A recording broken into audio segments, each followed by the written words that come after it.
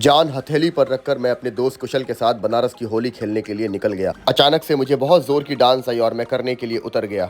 एक भैया ने मेरा डांस देखकर पूछा कि इलाज अभी भी चल रहा है कि पूरा हो गया। मैंने उससे बोला कि अपने काम से काम रख और मैं उसे हैप्पी दिवाली बोलकर आगे बढ़ गया। मैं जा ही रहा था तभी एक भैया ने मुझे पकड़कर खींच लिया और बोला कि बेटा आज दिवाली नहीं भैया दूज है। और तभी मैंने प्रण लिया कि मुझे लो आईक्यू वाले लोगों से बात ही नहीं करनी। फिर मैं उस भीड़ से बाहर निकल गया। तभी मेरे दोस्त कुशल ने कहा कि खेसारी और पवन सिंह वाले गाने पर रील बनाते हैं। दिन के 10 बज चुके थे फिर भी सारी दुकानें बंद थीं। तभी एक तोंद वाले भैया ने मेरी मांग भर दी और फिर हम हंसी खुशी झूमने लगे। तभी एक लड़का ज़बरदस्ती मेरे पास चिल करने आया और मैं उसे इग्नोर मार के वहाँ से बाहर निकल गया।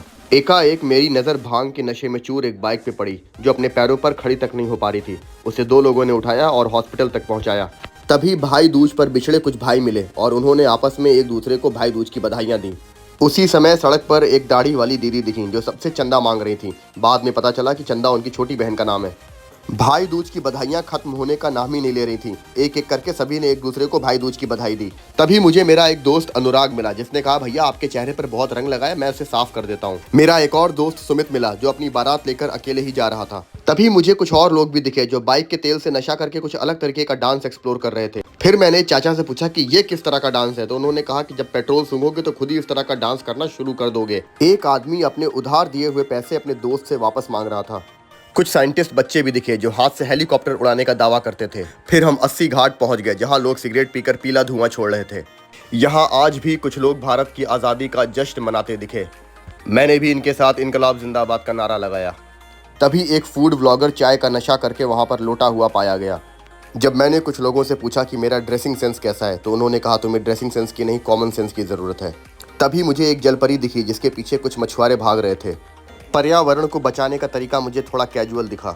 इस प्रेमी युगल को देखकर मेरे फ़ोन का गूगल काम करना बंद कर दिया। उधारी ना वापस करने का नतीजा मुझे आज समझ में आया। एक चाचा को रंग लगाकर कोई उनके 2 दांत ले गया। उनका एक ही नारा था, रंग लगाओ पर दांत मत ले जाओ। जिन्हें भी 2 नंबर आए और पानी ना मिले उसकी मदद ये चाचा करेंगे। कहा सुबह से 10 लोगों को धुलवा चुका हूँ। पेट्रोल सस्ता होने की वजह से कुछ पेट्रोल पंप वाले फ्री में पेट्रोल बांट रहे थे। तभी मुझे इनक्रेडिबल हल्क दिखा जो एवेंजर का ऑडिशन देने जा रहा था। पक्के रंग छुड़ाने के लिए चीयर लीडर्स की मदद ली गई।